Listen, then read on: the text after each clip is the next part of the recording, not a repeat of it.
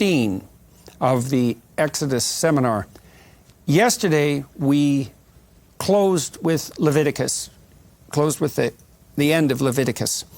And we're going to return to the very end of Leviticus, where the consequences of the covenant and the relationship to the covenant between the Israelites and God are summed up, I suppose. And what God pronounces in this section is the rewards that are attendant upon what you might regard as abiding by the dictates of ordered freedom, as opposed to tyranny or the abject, chaotic freedom of the desert. So if the people, both singly and collectively, abide by the proper tenets of ordered freedom, that would be abide by the Ten Commandments and the differentiated law, then there are a variety of rewards that are intrinsically attendant upon that. And if those principles are violated, then you could say all hell breaks loose. And so there's a real Manichaean sub-narrative of heaven and hell that makes itself manifest. But the text is more sophisticated than that, because God also holds out the possibility of the reestablishment of the covenant, even for those who have violated the most fundamental principles. And so you have a justice that emerges, which is if you abide by the appropriate principles, things go well for you and the people, and if you don't, then you're in trouble. But even if you're in trouble, there's always the possibility that no matter how deep the trouble, you can reestablish that covenant, and that's exactly how it's described in the text, the reestablishment of the original covenant, and then move forward again. And this is one of the things we talked about after we were recording, was the idea that this is normative, this is descriptive rather than normative. What God is actually doing here isn't saying exactly what His will is. He's laying out the actual consequences for the way the world works. If you abide by the principle of horizontal ethic and the principle of vertical ethic, so you comport yourself properly among other human beings, and you do that in relationship to what is truly transcendent, then you'll have life more abundant. And if you don't, then everything will turn against you. Nature and society alike. Your enemies will take you out, and you will suffer like mad, and that just seems accurate. But then there is this admixture of the possibility that even out of error, good still can come, which I think is also commensurate with the way life works itself out, because we all know that now and then we wander off the path or fail to hit the target, and that's what sin means, and things go very badly for us, but that doesn't mean we're instantaneously doomed without the possibility of redemption. So I think it's a very harsh and dramatic chapter, but I think it's psychologically extraordinarily astute, and I think that in the final analysis, it actually tilts more towards an encompassing mercy rather than just a harsh justice. And the point at the very end, which is where God says that I'm not going to reject them or despise them and annihilate them, and I'm not breaking my covenant with them, right? He said at the very beginning of the section, if you break your covenant with me, all these bad things are going to happen. But then at the end he says, I'm still not breaking my covenant with you, which is typically not the way covenants work, right? I mean, if you sign a contract with somebody and somebody else breaks the contract is now broken. But what God is saying is that it's again, this romantic language. He's waiting for the Israelites to repent. He's waiting for us to come back to Him. Yeah. Right? We stray, but that doesn't mean He went anywhere. Right? He's still there, and He's just waiting for the people to fix it. The covenant has not been broken. It's very similar to what God sort of does after the flood, right? He says, I understand you're going to sin again, but here's the rainbow in the sky to remind you that I'm not going to destroy humanity again. He says, all these bad things are going to happen, but you're not going to be utterly annihilated, and that part is unconditional, that the covenant is still applicable. You know, obviously this was a subject for serious, interfaith debate for thousands of years, is whether the Jews had broken the covenant, and now there's a new covenant and all of this. So according to the Jews, this is good proof that that's not the case, right? That the covenant was not in fact broken, because it's not breakable on the side of the Jews, right? That's that God is still there holding by the covenant. It's not obvious that within a family, a father will break the covenant with his son. Like, I think generally speaking that if you're a father and your son goes astray, let's say, no matter how far he goes astray, there's there's a high probability that the door, in the most fundamental sense, is still open. I think that's exactly right. Well, one of the things that's worthy of pointing out, just in terms of the prophecy itself, because this has been used historically by Jews to say this is one of the reasons to believe the veracity of the Bible, right? It gives all these warnings, then all these things came true. And the part that people tend to ignore in this list, and it's pointed out by Abraham Isaac Kook, who was the first chief rabbi of sort of the pre-state of Israel, is that the part here that's kind of most indicative of history coming true is not the part about people eating the flesh of their children. That's existed across societies, unfortunately, in a wide variety of tragic situations, from the Great Leap Forward to the Holodomor in Ukraine.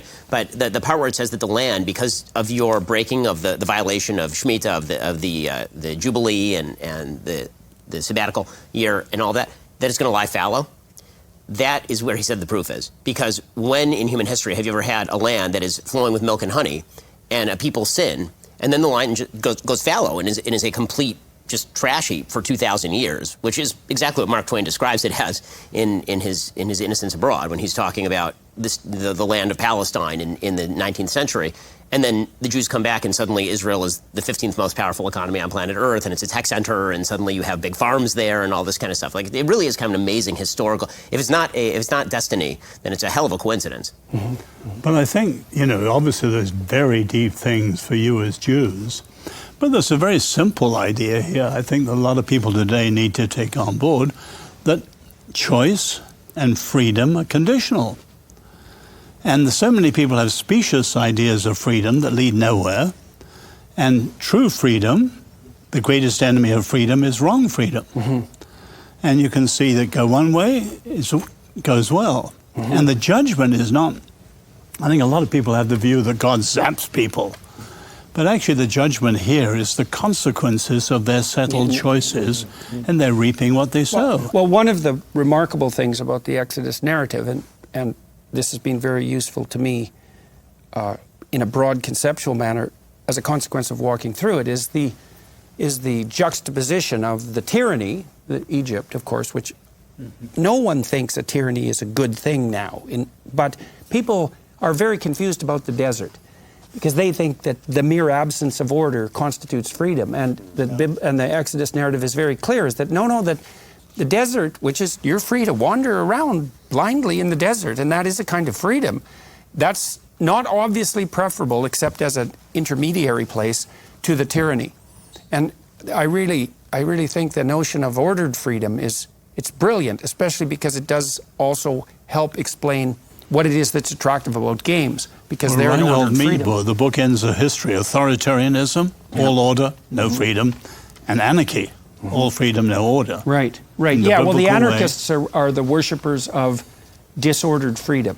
The other thing that's interesting about that, and I guess pathological, is that the Exodus story does a lovely job of making this clear too, is that disordered freedom contains within it the unconscious call to tyranny. Right. Because the Israelites, in their disordered freedom, they want to go back to Egypt. Or they want to make Moses a pharaoh, or they want to erect idols.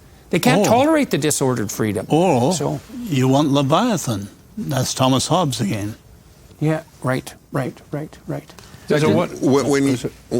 Just quickly to point out, there's a wonderful, here we are in our 15th Exodus session.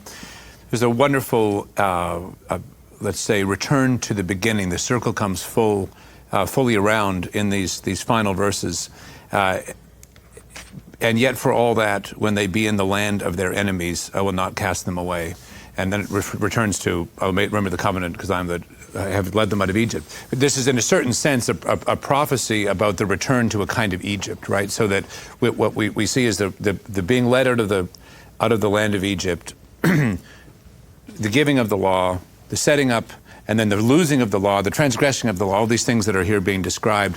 But then, even then, at the extreme, you have the beginning point of redemption again. And so I think there's a very powerful reminder here, at least the claim of the text, is that, and if it's descriptive, right, and not normative, the text is claiming that no matter where you are or what you have done, there is still calling for you, waiting for you, the possibility of some way back, some way home. It is also a model of a real relationship, because when you commit to a marriage, part of the commitment, and it's a covenant, part of the commitment is, well, you're going to go astray and I'm going to go astray, like seriously astray, but the best part of both of us and the best part of our union will still be waiting for us if we can return to it, right? And that's the promise of that covenant. And that's a great thing, because imagine it was the case in your life that all your relationships were conditional to the point where if you made a mistake of sufficient magnitude, the relationship would just cease.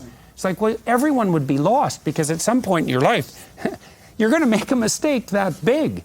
And so it's another example of how maybe the notion that the animating spirit of the patriarchal animating spirit of mankind, if that's a reasonable way of summing up Yahweh, at least in part in this text, the idea that that's based in this love is actually an accurate reflection of the structure of reality itself, because it is, you do get to make mistakes and still wander your way back to the right path, and also thank God for that.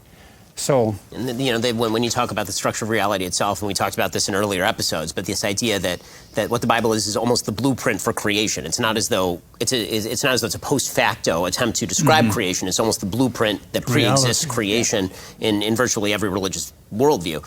And that's why when we get to Deuteronomy, Moses calls the heaven and the earth as witnesses, right? And so the idea, why would Moses call the heaven and the earth as witnesses? You can't use random objects as witnesses. The idea is that reality itself is a witness to what I'm about to say to you. Right? The entire earth is a witness to what I'm about to say to you. Stephen's brought in a very interesting point, though, the promise keeping. If you look at every system, monarchy, aristocracy, democracy, there's an ideal and then there's a corrupt. And people say, what about covenants? Well, there is a problem. The Lord keeps his word always, we don't. So you apply that to America, we the people, you think of the attack, say, on the pledge. That was incredibly important. It was misused because it was actually a disrespect of the Declaration of Independence behind it and so on. So the challenge of covenantal constitutional societies, do the people keep the promise? I just wanted to point something out in line to what you're saying, Ben, is that if we remember the image that we've been tracing from the beginning, this image of the mountain, the image of the tabernacle, this kind of layout of creation in an orderly manner with a certain hierarchy in it, from your identity to the margins, to the strange, even the hierarchy of metals from gold to silver to brass. If you read the curse, it's an interesting exercise to see that what's happening is a undoing of creation, and it's completely coherent with that image. And there's a little poetic image where God says, "I will break the pride of your power, and I will make your heaven as iron and your earth as brass." And so God is saying, I'm going to turn the world upside down. The world will be turned upside down, and then when you look at all the curse, that's what it is. Instead of moving towards a purpose, you'll be running away from nothing. You will be scattered out into the strangers. Instead of being gathered together in your people, you'll be scattered as strangers. And then this notion of eating the flesh of your children. It's like instead of a normal causality which moves from identity, out into the world, there's going to be basically a breakdown and circular causality where you're eating your children become food for you, and the world is undone in that way. It's a form of suicide ultimately, this notion. And so if you read the curse, I've given a few examples, but if you read it very carefully, you'll notice that it's just exactly what you said. Right. So you could read Genesis 1, it's an undoing of creation. So what you would presume from that reading is when Nietzsche announces the death of God, he's concerned that nihilism will arise and the drive towards something like communism and the drive towards the enhancement of victimization. And his cure for that is something like, we need to formulate our own values. Yeah. And God answers, I'll break the pride of your power. Right, exactly. And I'll turn the world. And now look at where we are today. The world, if any world has been upside down, it's the world in which we live today. Mm-hmm. Mm-hmm. So that's the ultimate curse, is that it doesn't just fall apart. It isn't just that. It literally turns upside down. And the heaven that's now iron, that's a heaven that will fall on you, right? Right. So it's no longer light and airy, that's for sure. It's the heaviest thing there is. So, all right. Any other comments on this before you Dennis? had said in passing that no one wants tyranny, and I certainly know the gist of what you're saying, and you had said, Oz, that freedom is a choice, and I just want to combine them. Until the worldwide lockdowns, except for Sweden, should be noted, I believed that too. I no longer do. I think that a lot of people are okay with tyranny.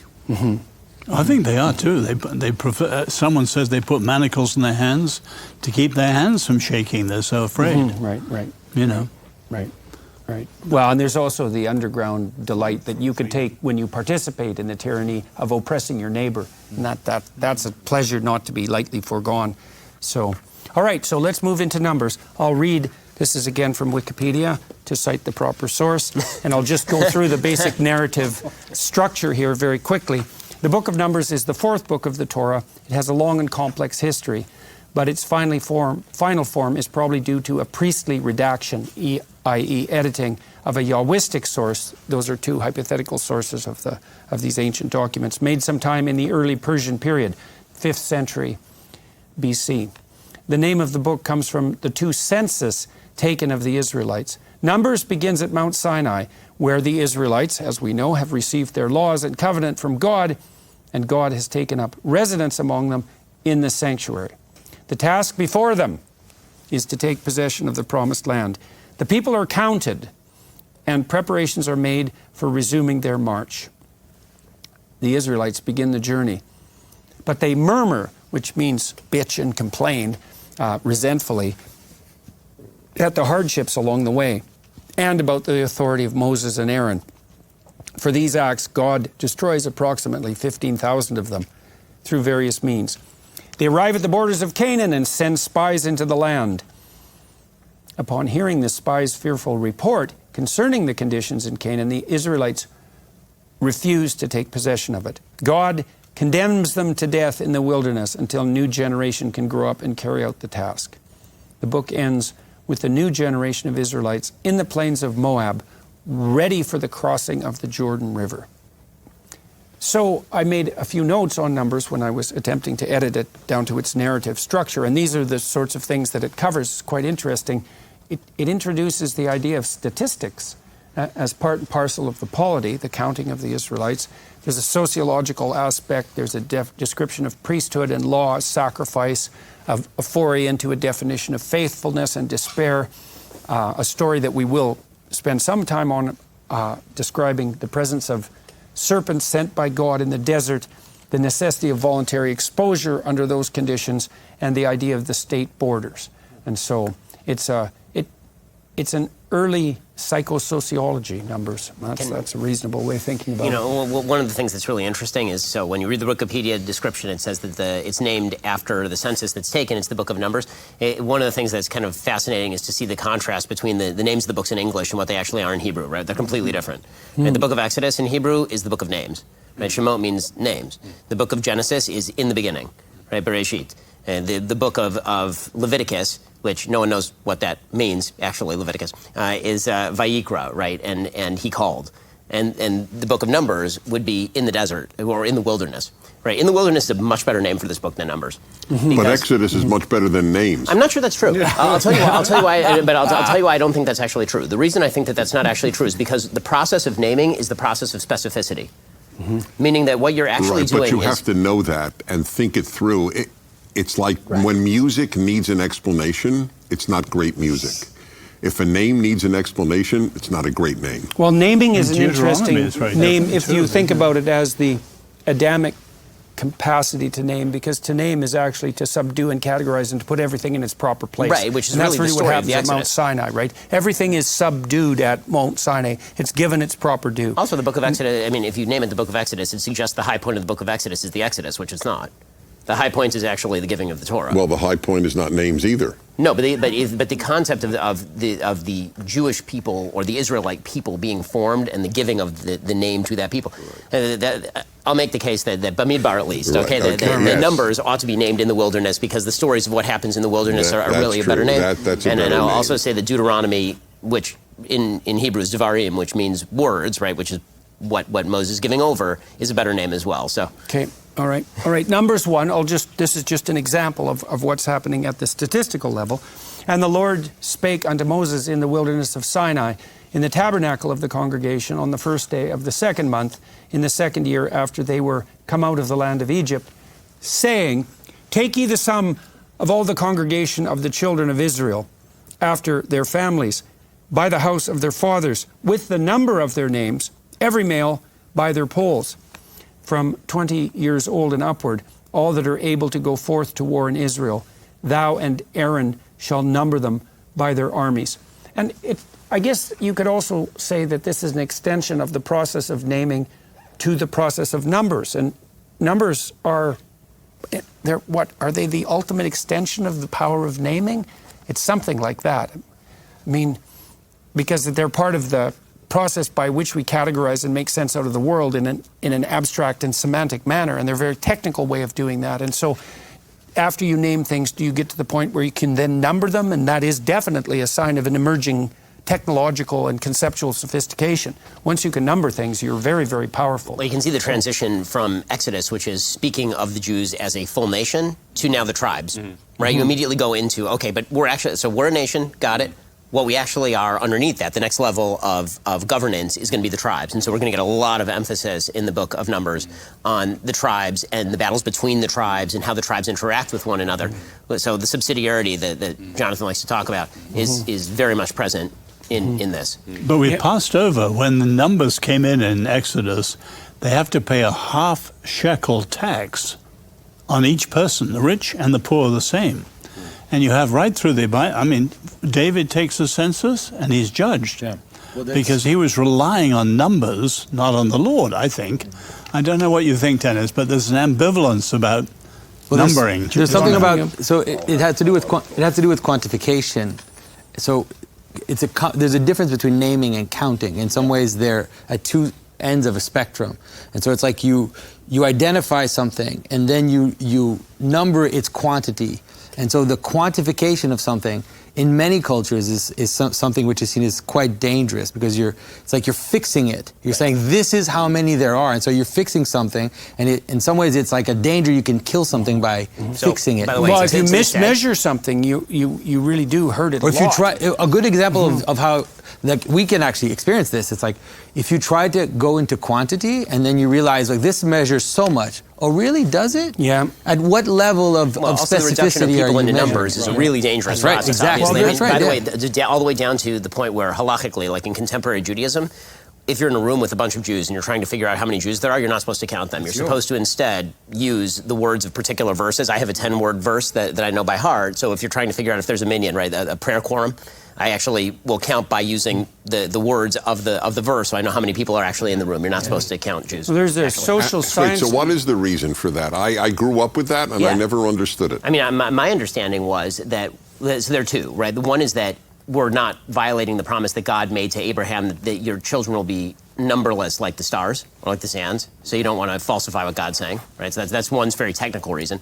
The other reason is that when you reduce people to numbers as opposed to names, then you get into very dangerous territory, that the person who's standing in front of you is not just a numbered Jew. That person is a person with a name, and that's the way that you actually ought to treat other human beings. You could be reducing the complexity to the wrong specificity. Exactly. So there's a doctrine in social science, which is beware of imposing a measurement system on a complex system, because the system will warp itself to maximize the measurement system. Exactly. Oh, that's right? the right way to see it. If you abstract out the wrong unity, which is what you're doing when you're counting, you'll tilt the whole system towards maximization. Which is why when they do the census, that's why they use the shekel. They're not actually counting the Jews, they're counting the shekalim. Right? It's also why you don't use a full shekel, you use a half shekel. Yeah. It's so incredible that the Holocaust, of course, numbered everybody on their wrists. Like, it's just so amazing. Right. Yeah, well, and everyone feels that no one really wants to be reduced to a number. To a number. Yeah. We don't mind being reduced to a name, right? But for that to reduced to a number, we've almost reduced ethics to numbers. Well, the utilitarians tend to do that.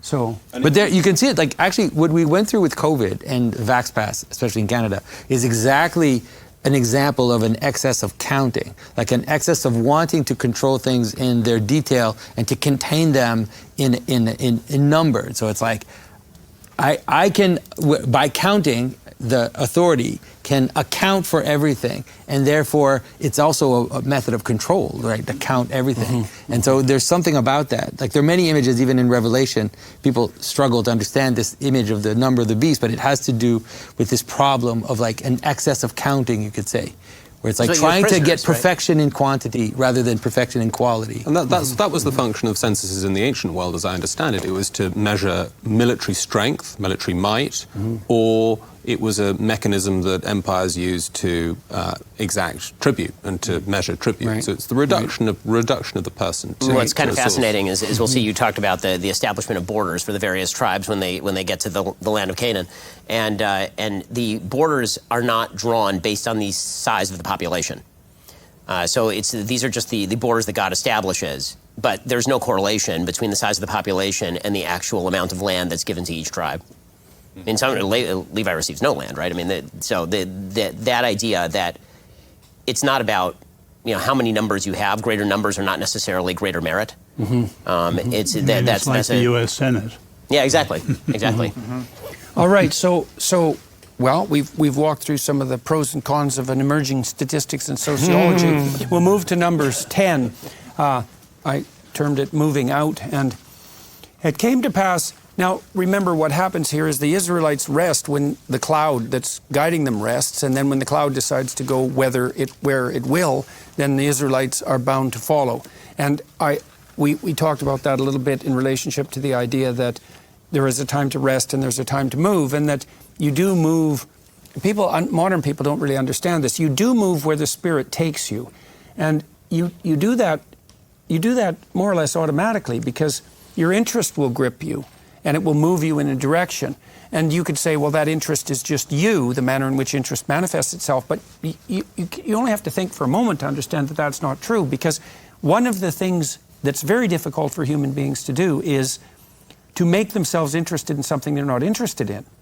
Whereas if you are interested in something, you'll follow that with no problem and happily. And so there's an autonomy of the Spirit. That's exactly it. There's an autonomy of the Spirit that moves you, and perhaps an autonomy of the Spirit that compels rest as well. In any case, the cloud stays in one place, and so do the Israelites, or it decides it's time for us to continue our journey to the Promised Land, which is also what we're always doing, because we're always walking uphill. We're always moving to a destiny that's hypothetically better, because otherwise we wouldn't be motivated.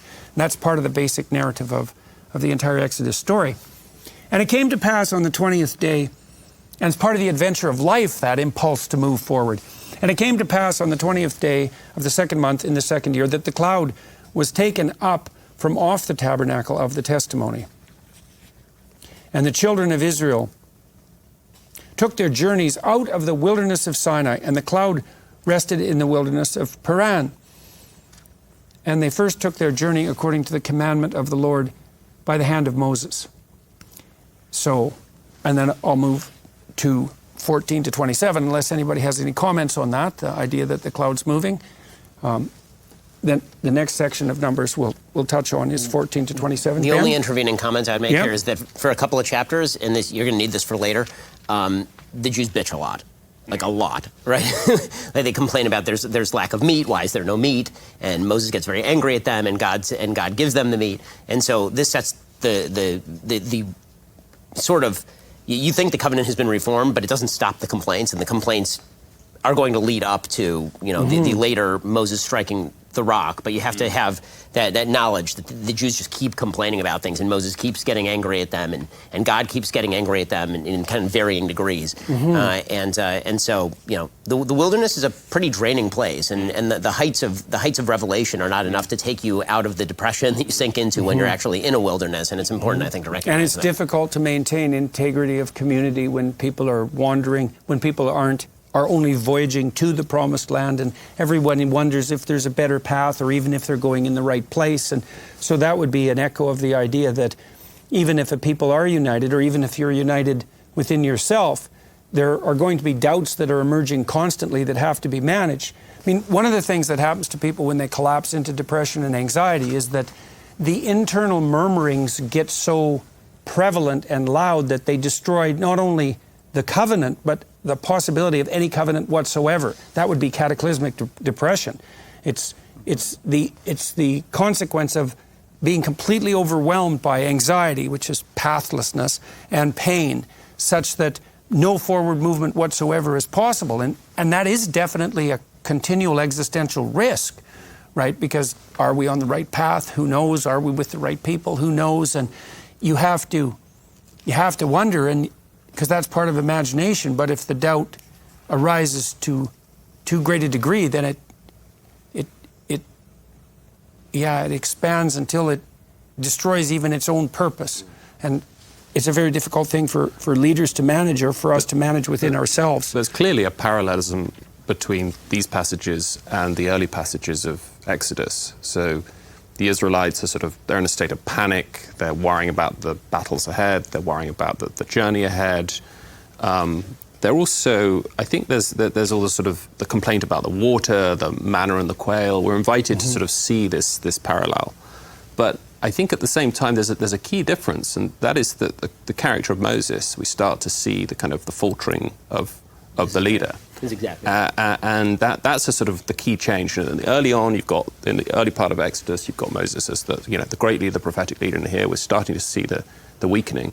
I think that goes back to once he identifies with the people, he expects more of the people. It's like before they're complaining about the water, and he's like, okay, there's no water, let's try and solve this problem. Okay, they're complaining about the manna. What are we supposed to do about that? Okay, well, I'll ask God, and there'll be manna that falls from heaven. Here you can see, it literally says, and then he despairs. He goes to God and he says, what is wrong with these people? Why did you give me this job? This is the worst job in human history. What is happening here? And you can see that's all leading up to. All of this can last so long as there's the common vision that everybody's going to go into the land. And when that falters, things start to fall apart extremely fast. So that's so interesting, because we should recollect for a moment where we are here in the narrative progression. So just take stock of that again. So we're out of the tyranny. We're through the desert in a way, because the law has been revealed in commandment form, and it's been differentiated, and the rituals of sacrifice and subsidiarity have been laid out, and Israel is a people sort of twice over. There was the covenant, and then the broken covenant, and then the reestablishment of the covenant. And the narrative insistence is, we are fractious and useless as we are. We are in fact united as a people, and even united under the appropriate principles. And we all agree on that. We're in it with voluntary assent. But we're still in the desert moving towards the promised land, right? And so just because we're united as a people doesn't mean our problems are over. Yeah, and you can see it as the mountain is a great idea. Imagine the mountain, and at the bottom of the mountain is the promised land. So the revelation comes from above, and it has to settle. It has to settle in the tabernacle. It has to settle in the people, and then ultimately has to settle in the land. And that's like the image of, and until then, like you said, it's still not finished. And Ben, the story's not finished. You pointed to something extremely important here, is that, okay, so now you're united as a people, and you're united under the covenant. That's all pretty good, but you're still in the desert, and that's a problem, and everyone's complaining. Then you might say, well, what gives you unity even then? And this is what's so remarkable, I think, is that is something like a shared vision of the future. And so we talked earlier about the idea that without vision, the people perish. And we talked a little bit about how that's literally the case, is that it is shared faith in a vision of the potential future that actually unite people in relationship to relationship to hardship. And when faith in that vision of the future falters, then everything that's another key contrast. So early on, you've got the Israelites are trying to escape. Right, they're trying to get freedom from, as Isaiah Berlin puts it. Now, it's kind of freedom to. Mm-hmm. They've got to form the vision, and it's very often the case, I think, that leaders who are brilliant, for example, in wartime, or brilliant in in civil rights campaigns, or as opposition critics, are actually the worst when it comes to, as it were, starting and constructing a vision once the war has been won. Well, I think that one of the things that's fascinating here is there's a big fight in chapter 11, big fight between Moses and God. Right? For the first time really since the burning bush almost, they have this giant fight. And there's a big fight where Moses says to God, these people they're garbage. What are you doing? Why are you making me be with these people? And God's immediate response to them is he says, okay, well, then I'm going to need you to devolve authority. He says, I need you to bring me 70 elders, and they are going to come to the tent of meeting. I'm going to speak to all of them, and I'm going to start to devolve authority away from you. And Moses is saying, well, but that's not, why are you punishing? Like, punish the people. The people are the ones who are bitching and moaning here. What exactly why is this because of me? And so he's really angry at the people, Moses, at this point, right? He's saying, why are you even bothering to feed them? Like, they're asking for the meat. Why are you bothering to feed them? And God takes that as like, well, you're saying I can't do it. But that's not really what Moses is asking. That's not really what God is answering. What Moses is saying is, why should they be fed? Why are you giving in to these people? They should know better than this already. We've been through this already. And God is more merciful to them than Moses is. And also, he has more justice for them than Moses does.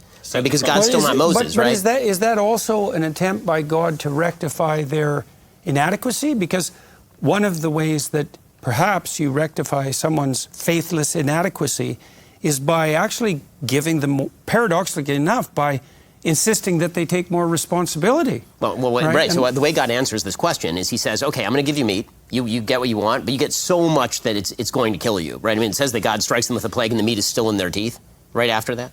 And the idea being that he's going to punish them kind of according to what they wanted here. And he's saying to Moses, I had this the whole time. Like, you seem to be doubting me, but I knew what these people were. You think I don't know what these people? Of course I know what these people are, and that's why I gave you the job. And so God's kind of upset with Moses, saying, well, I knew what they were. I know who you are. I know that you're capable of doing the job. So what are you getting so upset about? Like, you should really understand your job. You can start to see all the fractures are beginning to emerge, and within a couple of chapters here, everything is going to start to just blow apart.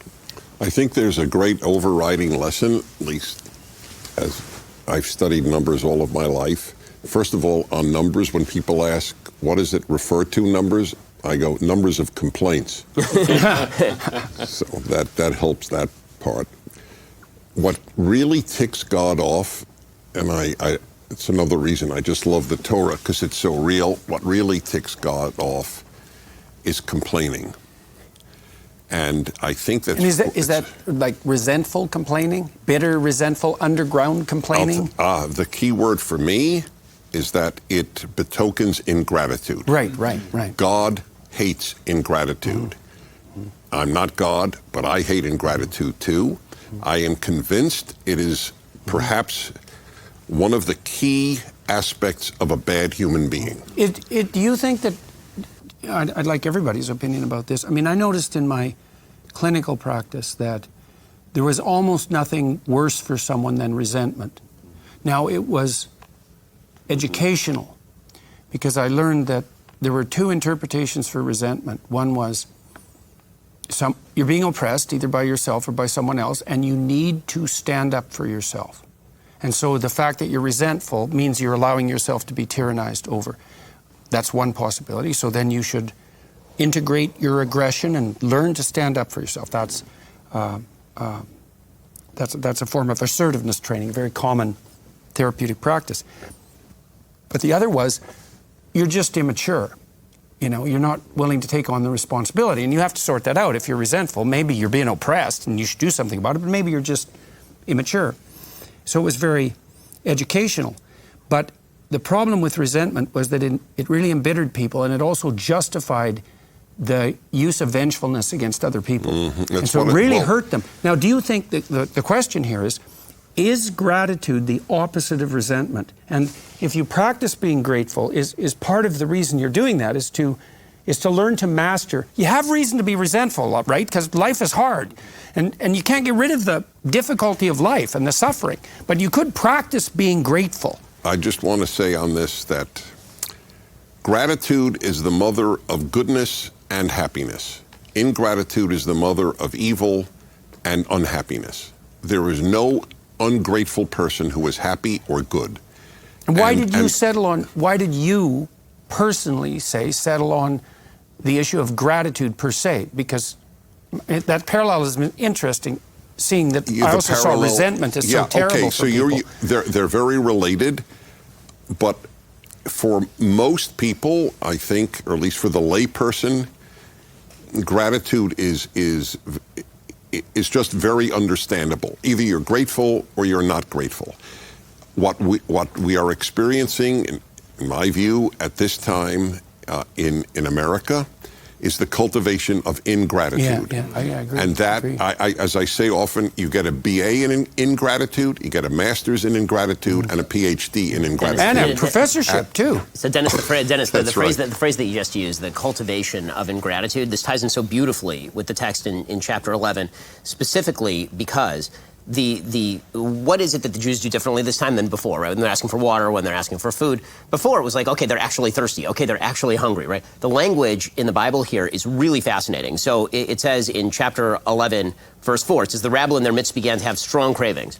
Okay, now the actual Hebrew is that they began to hitavu ta'ava, right? It's a doubling of the word. Whenever that happens, that's an intensification in Hebrew. So the basic idea is they are cultivating a craving, right? It's the craving that's to blame. They're not saying we want meat because we're hungry for meat. They're saying we are going to cultivate ingratitude. We're going to cultivate a craving, right? And so that's what makes Moses so angry. It's kind of a consumerism. Exactly, and you actually have to cultivate in your own mind a feeling that you have a lack of something, which is basically, I mean, human beings have a tendency to do this, right? We cultivate a craving for the taboo, and so as we stretch the boundaries of society, we look for new taboos to violate in order so that we can have a craving for that. And so that's what Moses is responding to. He's saying, what you're actually requesting is not something that you want. It's something that you've cultivated a craving for, which is why after the plague breaks out, this place is literally named Kivrot HaTa'ava. It's called the Graves of the Craving. That the suffering of the people isn't true suffering. That's the point you're making, is that it's cultivated suffering. This is right. And cultivated resentful suffering. Right. And this is where Moses really begins to turn on the people in a dramatic way. Because before it was like, okay, I get it. You were slaves in Egypt. You have no sense of what it is to be a civil society. You have no sense of what it is to be a good person. And I'm even willing to stand up for you to the point where when you commit an act of idolatry directly after Revelation, I'll stand with you because I understand who you are. What he doesn't understand, and where Moses cannot deal with it, is you guys went out of your way to cultivate a thing that you didn't have just so that you could want the thing and then claim that you wanted to go back to Egypt for the thing. Well, that's a kind of claiming the virtues of victimization. And so what's happening here is something like this. So we've already established that the Israelites have now established a state, and it's kind of functional. And that means if it's a functional state, your basic suffering has already been mitigated. And so then you might say one of the temptations of people in a functional state after their basic sufferings have been mitigated is to cultivate the suffering for the point of victimization and the moral demand that victimization... Or just also the problem of satiety. And I don't know you said that in English, but the idea, the problem of desire itself, in the King James Version, it says a lust, like among them fell a lusting.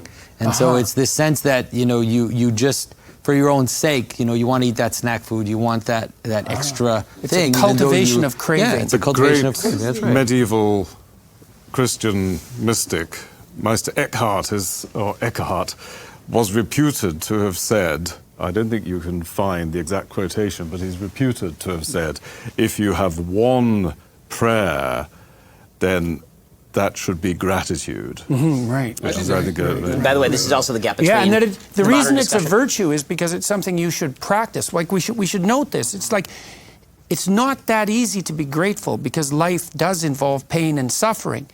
And so you can justify... It's easy to rationally justify resentment. It truly is. But it's extremely toxic, and it's tied up in a strange way with deceit and arrogance, too, which is something I won't get into. But there is a lost notion, I would say, in our culture that we've lost the notion that virtue is something to cultivate. Like, gratitude and courage are both difficult. There's all sorts of reasons to be timid and ungrateful. And it's to work against the evidence in some way that constitutes the core of the virtue. And so I've talked to my wife about this a lot. She's been very much trying to cultivate a sense of gratitude, and it's a practice that she's engaging in to try to observe in every situation what miraculous gifts she's been given within the context of that situation. Of course, sometimes that's extraordinarily difficult if the situation is dire, but you could ask yourself, you could abstract away from that and say, well, even if the situation is dire, is it so self-evident that the best stance to prepare yourself still wouldn't be one of gratitude? It seems to me